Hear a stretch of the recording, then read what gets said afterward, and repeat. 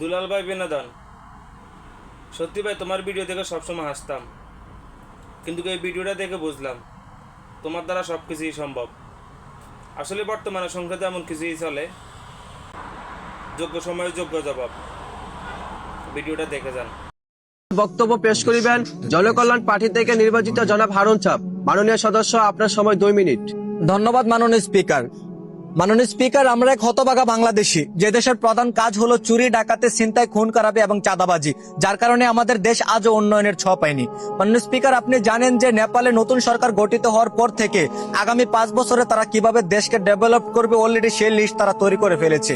কিন্তু গত 3 মাস ধরে আমাদের সংসদে দেশের কথা না ভাবে, দেশের উন্নয়নের কথা চিন্তা না করে নিজেদের মধ্যে যুদ্ধ লেগে আছে। মাননীয় স্পিকার, দেশের জঘন্যতম পরিস্থিতিতে সাধারণ জনগণেরা কর্মকর সংসার চালাতে হিমশিম খাচ্ছে। মাননীয় স্পিকার, স্কুল কলেজ এবং মাদ্রাসা যাওয়ার পথ রক্ষা নেই মেয়েদের, ধর্ষণ অবিচার অলিক্ষণ প্রতিনিয়তই ঘটে যাচ্ছে, কিন্তু তার প্রতিবাদ নেই। মাননীয় স্পিকার, দেশের সাধারণ কৃষকেরা এই গুরুত্বপূর্ণ ফসল উত্তোলনের সময়ে ঝড়ের কবলে পড়ে সর্বহারা হয়ে আছে। মাননীয় স্পিকার, কিন্তু তাদের কথা আমাদের বাবার মতো সময় কই।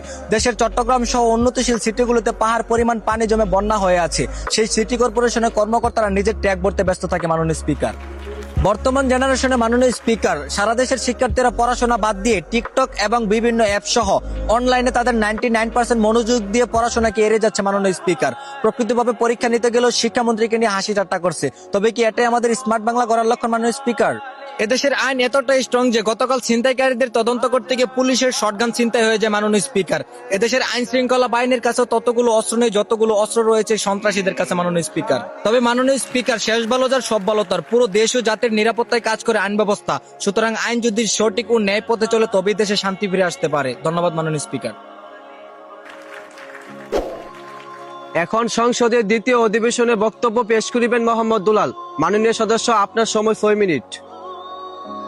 ধন্যবাদ মাননীয় স্পিকার। মাননীয় স্পিকার, অতি দুঃখের সাথে আমি একটা কথাই বলতে চাই, জনগণের ভোটের মাধ্যমে আজকে আমরা এই পর্যায়ে অর্থাৎ সংসদে আসতে পেরেছি। মাননীয় স্পিকার, ফ্যাসিস্ট আমলে ফেসিবাদীদের মতো রাতে ভোট মেরে এখানে আসি নাই। মাননীয় স্পিকার, বিগত 3 মাস হয়ে গেল আমরা নির্বাচিত হলাম, কিন্তু এখনো জনগণের সুখ শান্তি আশা আকাঙ্ক্ষা ফিরিয়ে দিতে পারেনি। মাননীয় স্পিকার, কারণ নিজেদের ঘরের সমস্যা অর্থাৎ সংসদের সমস্যার সমাধান করতে পারি না আমরা, তাহলে বাইরের সমস্যা কিভাবে সমাধান করবো আমরা? মাননীয় স্পিকার, আমরা যারা এই সংসদে বসে আছি তাদের মধ্যে কেউ অশিক্ষিত বা জ্ঞান শূন্য নয়, প্রত্যেকটা মানুষ স্মার্ট, শিক্ষিত এবং জ্ঞানী ব্যক্তি। মাননীয় স্পিকার, মাননীয় স্পিকার, এত জ্ঞান থাকার পরও আমরা দেশের উন্নয়নের কথা চিন্তা না করে একে অপরের পিছনে আঙুল ঠেকাতে ব্যস্ত থাকি। মাননীয় স্পিকার, গোটা দেশ তাকিয়ে আছে আমাদের এই সংসদের দিকে। মাননীয় স্পিকার, কখন দেশ সংবিধান অনুযায়ী চলবে, কখন দেশে উন্নয়ন ও শান্তি ফিরে আসবে। মাননীয় স্পিকার, কিন্তু তারা হতবাক হয়ে তাকিয়ে দেখছে সংসদের মধ্যে চলছে খুচাখুচি, চিল্লাচিল্লি এবং বিনোদনমূলক কাজ। মাননীয় স্পিকার, মাননীয় স্পিকার, এখানে শিক্ষিত ব্যক্তিরা জ্ঞানের আলোকে কাজে লাগিয়ে দেশের উন্নতির কথা না চিন্তা করে ঘন্টার পর ঘন্টা খাতায় নোট করে রাখে যে কাল সংসদে কাকে ছোট বানানো যায়, কাল সংসদে কার পিছনে আঙুল ঠাকানো যায়। মাননীয় স্পিকার,